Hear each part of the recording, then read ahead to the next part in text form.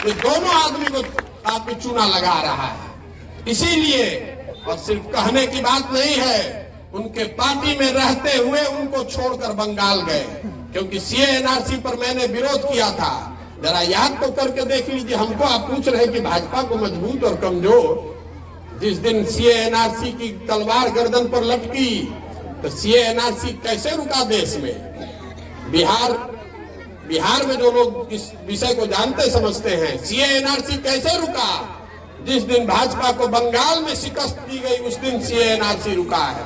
किसी धरना प्रदर्शन से सीए एनआरसी रुकने वाला नहीं था।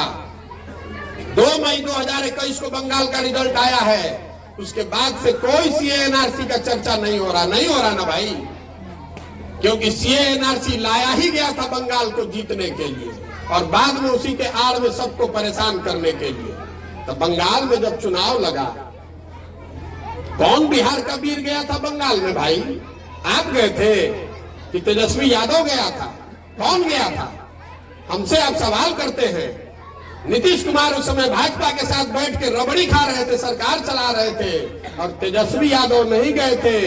2019 से लेकर मई 2021 तक 2 बरस जब कोविड के प्रकोप में सारे लोग घर में दुबके हुए थे, तब बंगाल के गांव-गांव घूमकर हम ममता बनर्जी को खड़ा कर रहे थे, और आप हमसे सवाल कर रहे हैं।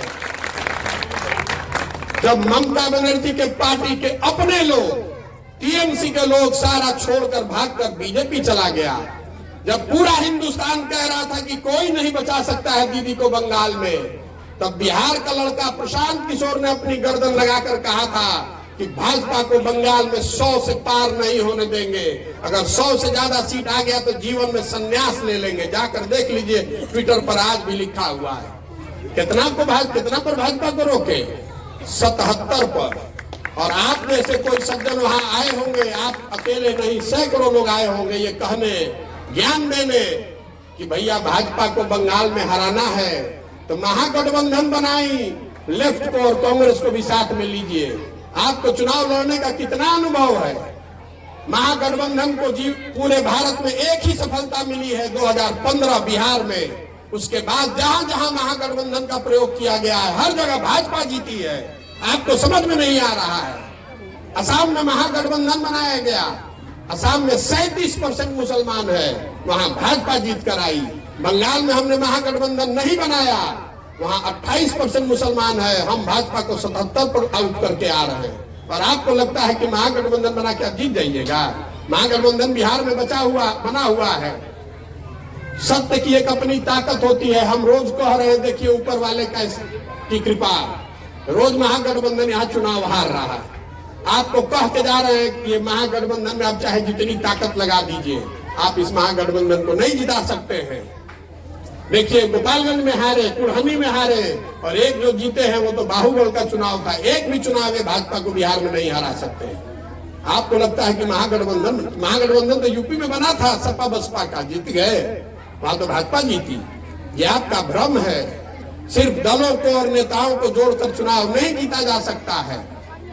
जीतना अगर चाहते हैं, लड़ना चाहते हैं भाजपा से ईमानदारी से, तो विचारधारा आधारित नई व्यवस्था बनाइए।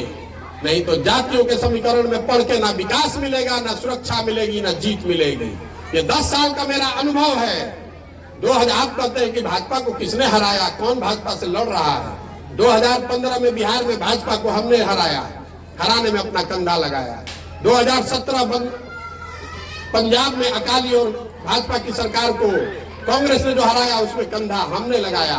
2018 में तेलंगाना में, 2019 में आंध्रा में, 2021 में बंगाल में, 2020 में दिल्ली में, 2021 तमिलनाडु में, 2021 महाराष्ट्र में, हर जगह भाजपा को हराने में हमने कंधा लगाया है। और आपको पता है कि भाजपा को कैसे हराया जा सकता है? आपको पता ही नहीं है मंत्र, और आप झूठ फूट का उसके ज्ञानी बन रहे हैं। भाजपा को हमने देखा, 10 साल ये अनुभव किया। जब तक आप एक राज्य जीतते हैं और दूसरे राज्य में जाते हैं, भाजपा वाला पहले हुए राज्य को अपने साइड मिला लेता है। जब मैं 15 जीता बिहार, जब तक मैं पंजाब पहुंचा तब तक उसने नीतीश कुमार को अपने साथ मिला लिया। 17 में हम जीते पंजाब, जब तक हम तेलंगाना जीतेंगे तब तक अमरिंदर सिंह को मिला लिया, जब तक हम बंगाल 21 में जीते तो 18-19 में जीते हुए तेलंगाना और आंध्रा को बीजेपी ने मिला लिया आपस में। इसीलिए मैंने तय किया कि नहीं, ये व्यवस्था से इनको नहीं हराया जा सकता है। इनको अगर हराना है तो एक ही बार में काटना होगा और उसका रास्ता यूपी बिहार है। और यूपी बिहार में विचारधारा आधारित नई व्यवस्था खड़ी की जाए जो इनसे लोहा ले सके, चाहे 2 बरस लगे कि 10 बरस। किसी को ये संकल्प लेकर आगे बढ़ना पड़ेगा। जिन लोगों ने भाजपा को संघ को बनाया होगा वो पहले दिन एक ही दिन में सफलता नहीं मिलती है। लोगों ने वर्षों तक पसीना बहाया है। आपको शॉर्टकट की आदत लग गई है कि कोई जातीय समीकरण बना ले, टोपी लाल लगा ले और जाकर वहां चुनाव जीत कर आ जाएंगे। यूपी में आपने सोचा कि आप भाजपा को हरा दीजिएगा, हरा पाए?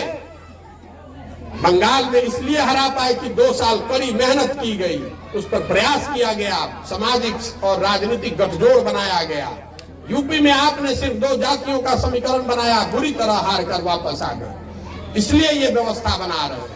अब तीसरी बात जो आपके मन में एक सवाल है, लोग कह रहा है कि भाई प्रशांत किशोर इतना बड़ा अभियान कर रहे हैं, इसके लिए पैसा कहां से आ रहा है? अब आपके इस सवाल पर मुझे हंसी भी नहीं आ रही है और रुलाई भी नहीं आ रहा है।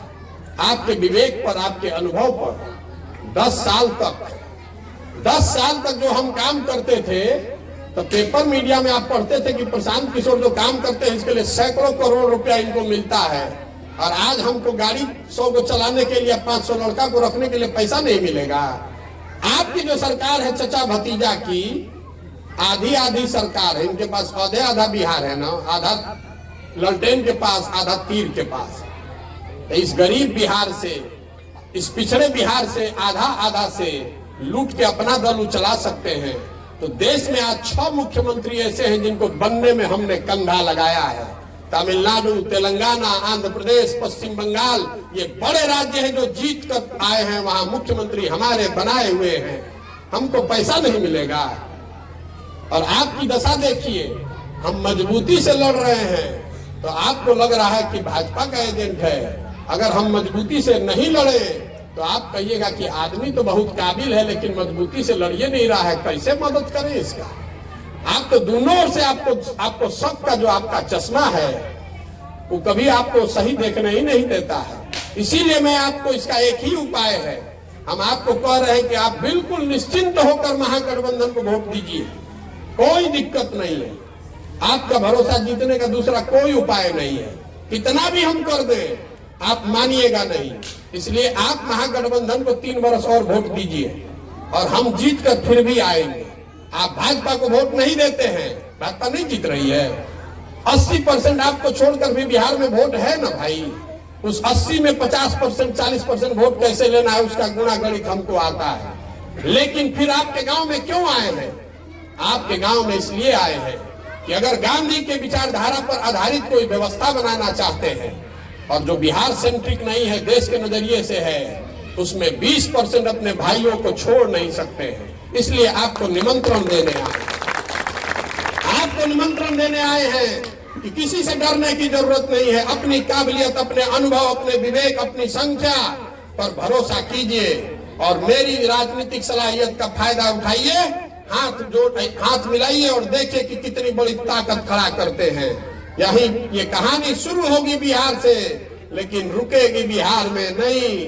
हम बिहार में रुकने वालों में से नहीं है। ये बात समझ में आए तो आपका बहुत बहुत स्वागत है, और नहीं समझ में आए तो भी आपसे हमको कोई शिकवा शिकायत नहीं है। बिल्कुल आराम से जहां है वहां रहिए। आप कम से कम इतना तो कीजिए कि 3 वर्ष अभी आपकी सरकार है, मेरा ही डर दिखाकर कुछ राजनीतिक भागीदारी ले लीजिए। अपने गांव का कुछ विकास करा लीजिए, कुछ सड़कों को बनवा लीजिए, अपने बच्चों के लिए विद्यालय बनवा लीजिए, कुछ नाला वाला बनवा लीजिए। आपके गांव से जब 2-4 दिन गुजरते हैं तो 4 दिन तक खांसी नहीं रुकती है।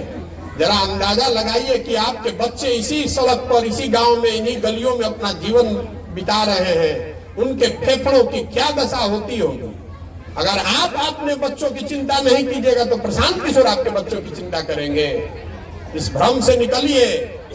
जैसे चीनी रोग हो जाता है तो आपको लड्डू खाने का मन करता है ज्यादा, तो वही हाल बिहार के जनता का है। आपको आदत लग गई है कि कोई नेता आएगा और बढ़िया बढ़िया बात कहेगा। हम आपको कोई मीठी बात कहने नहीं आए हैं, आपको ये बताने आए हैं कि अपनी स्थिति को खूब बढ़िया से समझ लीजिए।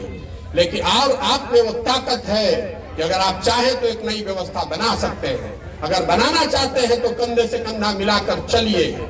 आप में से कुछ लोग कहते हैं कि हमारे लिए सब मुद्दा नहीं, हमारे लिए सुरक्षा मुद्दा है। बिल्कुल ठीक बात है, सुरक्षा मुद्दा होना चाहिए, लेकिन सुरक्षा, अगर सुरक्षा के नाम पर आप लालटेन में किसी अपराधी को जिताते हैं तो जितना आपको अपनी सुरक्षा का डर है, बहुसंख्यक समाज को भी तो अपराधी जब जाकर मारता है तो उसको भी तो अपना सुरक्षा का डर है। तो बहुसंख्यक समाज उस अपराधी को नहीं देखता है, फिर वो मुसलमानों को देखता है। वो समझता है कि मुसलमान ही इसको जिता रहा है, इसलिए वो भाजपा के शरण में जा रहा है। ये आपसे गलती हो रही है। इसीलिए जो बात गांधी जी ने बताई वो सही है कि सुरक्षा तब होगी जब मुसलमान भाइयों की सुरक्षा की जिम्मेवारी हिंदुओं पर हो और हिंदू भाइयों की सुरक्षा की जिम्मेवारी मुसलमानों पर हो, तब नई व्यवस्था बनेगी, तब विकास भी होगा और सुरक्षा भी रहेगी।